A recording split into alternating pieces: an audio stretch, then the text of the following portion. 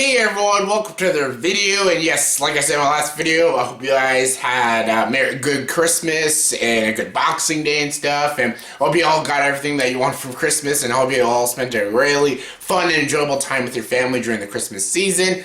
And yeah, just like that, this year is almost basically over and stuff. And yeah, I did almost all the movie reviews that I needed to do. I did my best and worst movies of the year, my most anticipated movies of next year and stuff, and yeah, there's basically just one more video I gotta do by the end of this year, and that is my quick movie reviews. My annual quick movie reviews, yes. This is the third time I'm doing this because, yeah, I started this in 2015 when I did my channel update and quick movie reviews, and I just kept doing it. If you guys don't know what quick movie reviews is, basically a lot of movies come out and I don't always have time to review them all individually in one video. So at the end of the year, usually my last video of the year, I do quick movie reviews, and I basically very quickly review all the movies that I missed throughout the month or two and stuff, and I just give my quick thoughts and opinions, and I give a rating to all of them. Yes.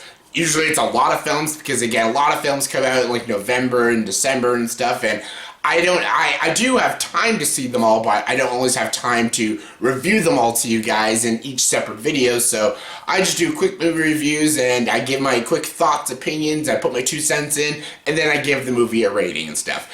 Yeah, this is the third time I'm doing this, and people seem to enjoy it, so yeah, let's get to it. I saw quite a few films, so yeah, there's a few films to talk about. Some were amazing, some were not at all, but yeah, you all know that. So yeah, let's get to it. Here's my quick movie reviews. The very first movie I want to talk about is Ridley Scott's All the Money in the World. All the Money in the World had a very cool idea and a really good story. It's directed by Ridley Scott. Yes, he did 2 films this year, Alien Covenant and now All the Money in the World, and the story of this movie is basically about John Paul Getty and stuff. He's one of the most richest men in the entire world. His grandson gets kidnapped, and basically the people who kidnapped him don't even ask for a very big ransom. They just want him to pay. They just want him to pay the money, and they'll give him his grandson back. And basically he says no. And it's up to the mother, to convince Getty to repay the money and stuff. And it's up to her and Mark Wahlberg to get the grandson back, her son back and stuff. And yeah, it's this movie that's based on a true story, a story that I'm not very familiar with, but at the end of the movie, I became very curious about it, and I wanted to look more into it, and after I did my research, the movie is pretty spot on. There's a few things that the movie doesn't explain, and there's a few things the movie, Hollywoodizes, dramatizes a bit, but that's just movies for you. But this movie, All the Money in the World, was a fantastic film. I thought this was really good. I thought Ridley Scott's direction was really good. It was really taut, intense, and it was very compelling at times. I thought Michelle Williams gave a phenomenal performance, and I can definitely see a Best Actress nomination for Michelle Williams. She is so freaking good in this movie. So is Mark Wahlberg. Mark Wahlberg, yeah. Put aside Daddy's Home 2. He was in All the Money in the World, and he was very good in the film, and I really enjoyed his character, and I liked his dynamics with Michelle Williams. I thought they were both really solid in the film. Christopher Plummer. Yeah, Christopher Plummer absolutely stole this film. He was absolutely incredible. He will get nominated. This just goes to show you how much of a talent Christopher Plummer is. He is amazing as John Paul Getty in this film. He is so freaking good.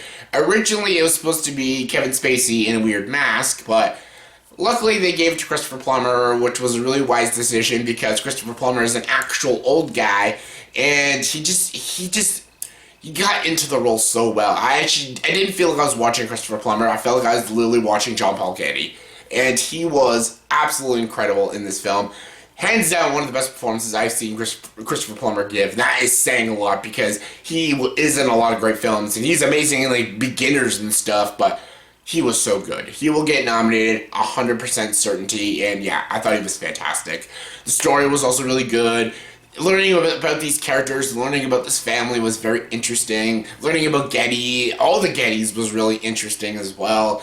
Again, Ridley Scott's direction was good. The screenplay was really well done as well. The movie does drag a bit, and the kid that gets kidnapped is a very stock character. You know nothing about him. He's a bit one note and everything. Yeah, that's about it. The movie itself is still absolutely incredible and a really damn great Ridley Scott film. better than Alien Covenant, and I actually really enjoyed Alien Covenant. But yeah, All the Money in the World was the better Ridley Scott film of 2017, and yeah, I highly recommend it, and I thought it was really good. So yeah, 9 out of 10 for All the Money in the World. So yeah, All the Money in the World was good. Alright, let's get to the second movie. The second movie I saw was Downsizing. Downsizing has Matt Damon, Christoph Waltz, Kristen Wiig, Jason Sudeikis, all that stuff. And this movie is written and directed by Alexander Payne, a director I love. He's the guy that did like Election, About Schmidt, Sideways, The Descendants, all great films, all films that I love.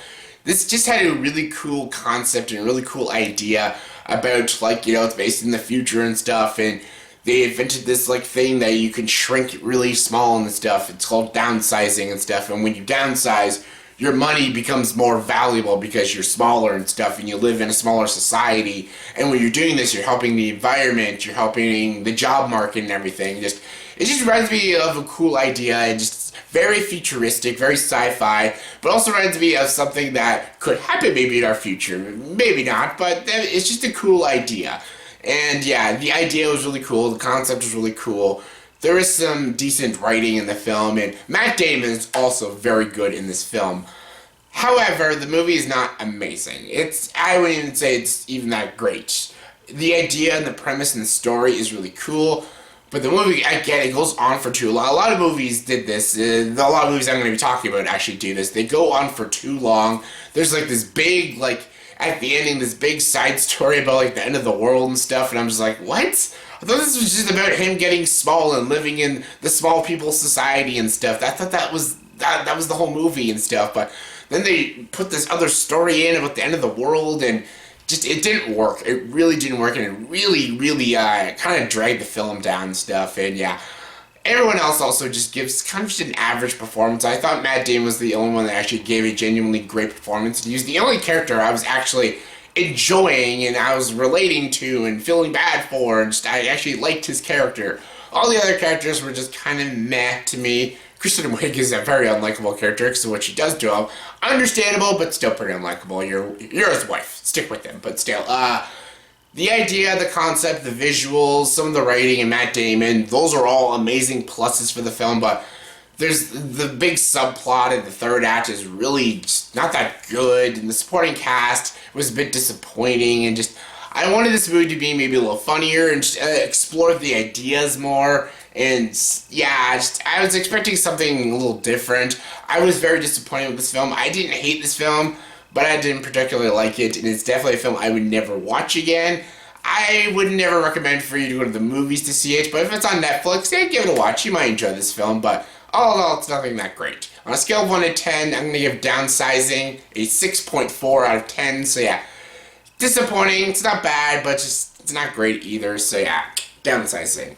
Next is Steven Spielberg's The Post. The Post is about the Washington Post and stuff, and during the scandal and stuff. This movie is basically supposed to be like All the President's Men and everything. Not as good as All the President's Men, but still a very good film. Spielberg's direction is really good. Tom Hanks and Meryl Streep are both amazing. They give good performances. I don't know if either one of them will get nominated for Oscars, but they both are very good. It's got a really good screenplay. It's got great performances throughout the whole cast. It's a big ensemble in this film. It's an interesting idea, an interesting story. I thought it was really captivating, very compelling. The third act was really freaking good. I was on the edge of my seat the whole time. It's nowhere near as good as like a Spotlight or All the President's Men, but it's still a solid Steven Spielberg film, and I really enjoyed it. So yeah, on a scale of 1 to 10, I'll give the movie The Post an 8 out of 10. So yeah, The Post. Check that one out. Alright, next is The Greatest Showman. The Greatest Showman stars Hugh Jackman and Zac Efron, and yeah, this is the new musical and stuff, and this is a very manipulative film. I was not the biggest fan of The Greatest Showman. I liked elements to it, but the movie is about a pretty despicable character, and they try their darnest to make him incredibly likable and enjoyable and relatable and stuff, and I couldn't enjoy him or relate to him the slightest bit.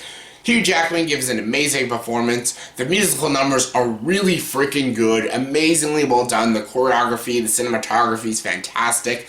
The movie's a tad manipulative. There's a side story with Zac Efron and stuff, and the girl from Spider-Man Homecoming, and it's a shitty-ass romance. The movie itself is nothing that great, but it's still a fun movie. It's not a great movie, but it's like a good show. It's The Greatest Showman. It's a fun show to watch, because I would recommend just to see it for the amazing musical numbers and dance sequences and beautiful cinematography.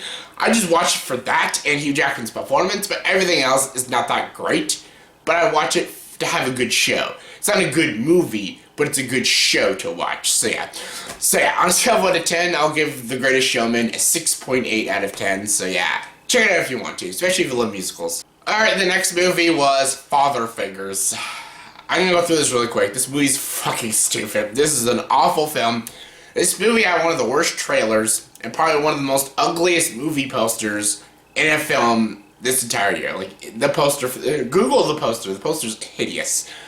It has a big cast too. It has like Ed Helms. It's got Glenn Close and stuff. It's got a lot of like, you know, kind of washed up actors, but I was still excited for this movie. Oh, Wilson's in it too.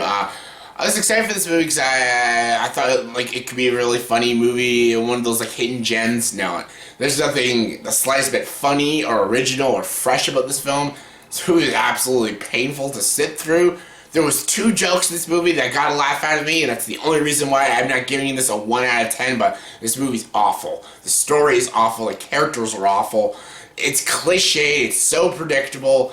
It was pretty painful to sit through. Again, 2 scenes got a laugh out of me. Other than that, the performances were weak, the screenplay was weak, the direction and the pacing was all horribly done, horribly structuralized film, and yeah, just not a good film at all. And yeah, it gets a 3 out of 10 for me. So yeah, avoid Father Figures. I think everyone is anyways, but holy crap, it's bad. So yeah, next is Ferdinand. Ferdinand has John C. Reilly and Kate McKinnon and stuff, and this is about a bowl and stuff. This is based off a story that I'm not familiar with and stuff, and this is basically the idea of a bull who doesn't want to be violent and stuff, and yeah, there's also like this like hidden meaning behind it. I don't want to spoil it, but this is just a kind of by the numbers serviceable animated film. The animation is really good, and John Cena's voice acting is incredibly solid. John Cena is... Did I say John C. Reilly? I think I said John Cena. It's been a long day. John Cena is really good in this film, and I thought his voice acting was really good as Ferdinand. And again, I liked the animation. It was a really colorful and very beautiful film. This is Blue Sky we're talking here. Not as good as the Peanuts movie. Not at all as good as the Peanuts movie. That's actually a great film. But this one is very kind of juvenile, but this is meant to entertain your children. And it's not a manipulative film. It's not a stupid film. It's not a pandering film. This is not a film that talks down to you, but it's nothing that great or original or anything. It's nothing that mature or out there and stuff. It's not a very smart or thought-provoking film. It's just kind of like a fun kids movie to entertain your children. This is a great movie for kids, but adults can probably take it or leave it. I can definitely probably leave it than take it. I like the animation and I like John Cena. That's it. Nothing about this movie really entertained me. I was kind of getting bored watching the film after the halfway point, so yeah. It's definitely not a film for me, but I think kids can still like it. But yeah, I'd give it a 6.1 out of 10. I know it's very low, but I don't know. I felt the length when I was watching this film. This movie is not for me. I'm not the target audience for this film, but there is a target audience, and if you like this movie, that's fine. Alright, the next movie I'm going to talk about is another animated film. That's The Breadwinner. The Breadwinner is actually a legit good film with great and very unique and very stylistic animation in this film. This is a very dark story, a very tragic story. It's very heart-wrenching, very sad, very emotional to watch. The animation's spectacular. They don't even get big voice actors to do this film, and they all do a fantastic job. I won't spoil anything. Google the synopsis and then try to find this movie and watch it. It's a brilliant film. Definitely one of the better animated films that have come out this year. It's not as good as Lego Batman. That movie should be nominated for an Oscar. Hopefully it does. But I understand why Breadwinner is getting all these nominations. This is a very good, very deep, and very compelling film. And I'd give it an 8.3 out of 10. It's a very good film. Breadwinner, check it out. Alright, next is Pitch Perfect 3. Pitch Perfect 3. This is not a good film. This is, I'm a Pitch Perfect fan. I'm just gonna throw that out there. I love Pitch Perfect. The first one was so, like, different, and I remember seeing the trailer for the first Pitch Perfect, and I'm gonna say that's one of the worst trailers ever, because I never thought that movie would be good. Like, from the first trailer for the first Pitch Perfect, I mean, this movie looks like the most BS teen singing movie, and just, it looked ridiculous. But I saw the first Pitch Perfect, and it was smart, it was funny, it was enjoyable, it had great characters, great music, it was just a great film. It was about acapella. I'm not a fan of acapella, but I liked Pitch Perfect, and I thought it was a really great film. Pitch Perfect 2 was even good. Not as good as the first one, but it was still really enjoyable. Elizabeth Banks did a very good job directing the film. It was funny. Keegan-Michael Key was in the film. He was really enjoyable, and good music, good characters, having these characters, Helena the Bella's back. It was just really fun to watch. So yeah, the first two was really good. So when I saw the trailer for this one, the third one, I already knew it looked off because, like, they're done college and stuff, and now they're getting old and stuff, and they're trying to, you know, go back to the good old days. But I'm like, the good old days was just a couple of years ago. Like, I understand if this movie came out in, like, 20 years from now, but, like, they're making them sound like they're really old and stuff. Like, weren't they in just college, like, 4 years ago? Because that's when the first Pitch Perfect came out, like, 4 or 5 years ago. So, it doesn't seem that long ago. But this whole movie is like, oh, it's like the end of an era and everything. Just, I don't know. The first one just came out that long ago, but whatever. And then they have to compete against these different kinds of bands and everything. Some are like folk bands and country bands and stuff, and how they do a cappella is so different. And yeah, this movie's not that good. Even from the trailers, there was like explosions and kidnappings in this film. I'm like, what the fuck? This is Pitch Perfect. This is not Taken. And yeah, this is not a great film. Rebel Wilson, who was always funny as Fat Amy in the first two, she's just downright irritating in this film. John Lithgow is a small role in the film, and it's not that funny. They got rid of a few characters that I wish they never did. Anna Kendrick is fine. Some of the Bard and Bellas are enjoyable and stuff. There's a few good laughs. There's one song number that I liked, but it's a pretty ridiculous film and a very unnecessary sequel. The second one was a good film, but it was a step down from the first one. This is a bad film and a huge step down from both of the Pitch Perfects, and yeah, maybe some diehard fans will love it, but I personally did not enjoy it. I'd give it a 5 out of 10. This is definitely the weakest Pitch Perfect film, and please don't make a fourth one. The first two are good enough. Third one's just awful. Don't make a fourth one. So yeah, Pitch Perfect 3. The movie I saw was Last Flag Flying. Last Flag Flying. I want to thank my man Zach Pope. He said this movie was amazing. I went to this movie with those high expectations because of you, Mr. Zach Pope, and with good reason. This movie's fantastic. This movie's written and directed by Richard Linklater, and it's basically about 3 old Vietnam buddies, and basically one of them, played by Steve Carell, lost his son, and basically wants the help of his 2 old comrades back in the Vietnam War, and basically wants their help to help bury his son's stuff and get his son's body home and stuff. And this is just an amazing comedic dramatic story, a very good character study about these 3 characters and their lives after the Vietnam stuff, and they talk a lot about the war and politics during our time period and everything. This takes place in 2005 and everything, and yeah, I loved this movie. I thought this was great. Richard Linklater's direction was so freaking good. The writing was great. Steve Carell, Lawrence Fishburne, and Bryan Cranston all gave great performances. I don't understand why Bryan Cranston's not getting any, like, Oscar praise or anything. I thought Bryan Cranston was so good in this movie and so freaking funny. There's a lot of great jokes, a lot of great dramatic scenes. The third act, especially how the movie ends, just almost broke me. It was so freaking sad. Steve Carell, my God, what a performance! But this movie is just great. It just feels very Richard Linklater. It feels very Richard Linklater-esque. Just the way they talk feels very Before Trilogy, very Boyhood-esque. And I thought this was a great film, and I absolutely adored this film. And if you haven't seen this movie yet, check it out. It's a really great film, and yeah, I'd give it an 8.6 out of 10. So yeah, Last Flag Flying, check that out. It's a good film.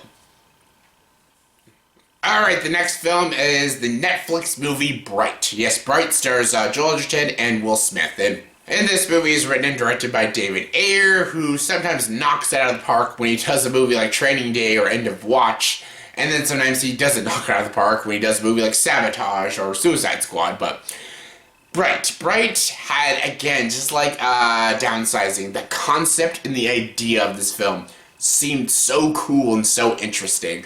It's like it's almost like this alternate reality Earth, and like there's orcs and elves and fairies and goblins and ghouls all live in our society of Earth and everything. And Earth is basically Earth, like, you know, we have cars and buildings and stuff. It's Earth. But we have like orcs and elves and fairies living on Earth and stuff, and they have jobs just like us and everything. And this movie's a buddy cop story about Will Smith and Joel Edgerton, and Joel Edgerton plays an orc in the film and everything. And these two have to be partners and stuff. They're assigned to this case, and they like hate each other and everything, but they have to grow to like each other to solve the case and everything. There's a lot of side stories about drugs and racism and stuff, and about different cultures in our society and everything. And this movie doesn't do it nonchalantly, and it doesn't be smart or clever about some of its stereotypes it's trying to do, but this movie's trying to have this big message, and it does it in the most very predictable and cliched way, and there's nothing really smart or deep about this film. And yeah, this movie's not bad. This movie is very flawed, very predictable, and at times very unlikable, and there's a lot of things I hated about this movie, but there's also a lot of things I loved about this movie. What I hated, again, was the message that it was trying to, you know, come across and stuff. It came off very, very predictable, very pandering and stuff. And just, I'm like, okay, I saw that coming and everything. This is a very predictable film. And these two guys that we're supposed to be rooting for, they really bitch and complain a lot in the film, especially in the beginning when they first be assigned partners. All they do is yell and bitch at each other, and it's quite irritating to watch. And yeah, those were really annoying, and they really annoyed the fucking shit out of me. But the good stuff is the idea, the premise, seeing these elves and these orcs on Earth is really cool. Will Smith does give a good performance, and so does Joel Edgerton. They give really great performances. There is some pretty cool action scenes in the film. You know, it's a straight, like, crime drama, like at Training Day or End of Watch. Nowhere near as good as End of Watch or Training Day, but it's still a really cool fantasy, like, crime drama story and stuff. And I was intrigued throughout the whole film. Just there was some things that just really bothered me and really got under my skin. But this is not like the worst movie of the year, like how some people are saying. Some people are saying this is like the worst thing they saw this whole year, top 10 worst. Like, no, not at all. There's a lot of really bad stuff and stuff that really pissed me off, but there is a lot of cool ideas, the concept, the idea, the story, the two lead performances. Those are good enough to get me to give it a positive review. It's nothing great. It's definitely a film I would not watch again, but if they made a sequel, I'd be very curious to check it out. So yeah, I would recommend it, but I would recommend it with caution. There's a lot of predictability in this film. There's a lot of pandering scenes and unlikable scenes that will make this movie a turnoff. But I still think there's an audience for this film, and I think a lot of people will still have fun with it. I had fun with it at times, but it's nothing that great. But I still liked parts of it. I give it a 6.5 out of 10. It's nothing that bad. It's not the worst of the year, by no means. Saw so many worse films. But yeah, it's enjoyable enough, but it's nothing that great. Alright, I got two more films to talk about. The second last film I'm going to review is Phantom Thread. Phantom Thread is written and directed by PTA, Paul Thomas Anderson. And this movie has Daniel Day-Lewis in probably his final role.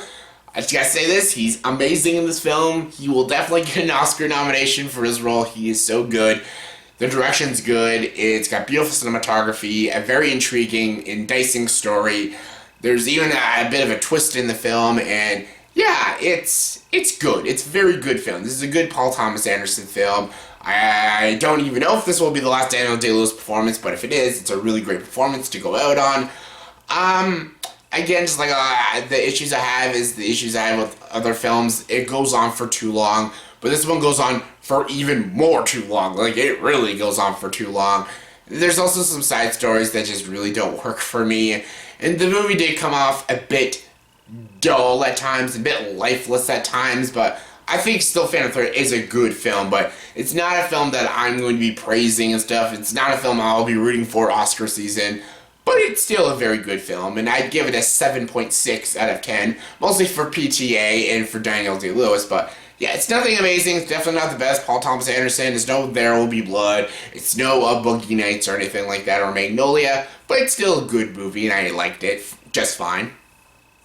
And the last film I'm going to review is Film Stars Don't Die in Liverpool. Yes, Film Stars That Don't Die in Liverpool stars Jamie Bell and Annette Bening, and this is a great film. This is a great film about the Hollywood industry. It's a fantastic romantic film with great comedic elements, great dramatic elements. I love the pacing. There's a few things here and there that I would have, tightened up and changed, but I thought this was a fantastic film. I thought Jamie Bell was fantastic, Annette Bening was fantastic, the supporting cast was fantastic, the direction was fantastic, cinematography, the lighting, the editing, everything about this movie was very sharp and very captivating, and I thought this was a really well constructed film, and I absolutely love this film. I thought it was really good. If you're a big fan of movies about the Hollywood film industry and stuff, I think you'll adore this film and get a lot of kicks out of it. And it's a very overlooked film, a very underrated film, and a film that isn't going to a lot of theaters, so if you can find this movie somewhere, check it out. It is fantastic. I'd give it a 9 out of 10. I hope this movie gets some Oscar praise when it comes Oscar season. I doubt it because it's getting no love from people, but critics love it, but a lot of people aren't talking about this enough to get Oscar love, but I hope it does. I thought Annette Bening gave it a great performance, and I love the screenplay from this film, so yeah, check it out. That was my quick movie reviews. That went on very long, longer than I expected, but still, hope you all enjoyed those quick movie reviews. Those are reviews I had to get out for you guys before the year's up. I don't know if I'll be making another video before the New Year's. I might try to finish my top 10 animated films, but if I don't get those done by the end of the year, I will have them in January and stuff, and yeah. So I'm going to try to make a video for you guys before the New Year, but if not, I'll see you guys in the new year of 2018. I hope you all have a good New Year's. I hope you all had an amazing Christmas and a cool-ass Boxing Day. I love you guys so much, and thank you for liking my videos and subscribing to my videos and enjoying fun with me talking about movies and stuff. You guys are amazing, and yes, and as always, if you like this video, please subscribe to this channel and join the Downsizing.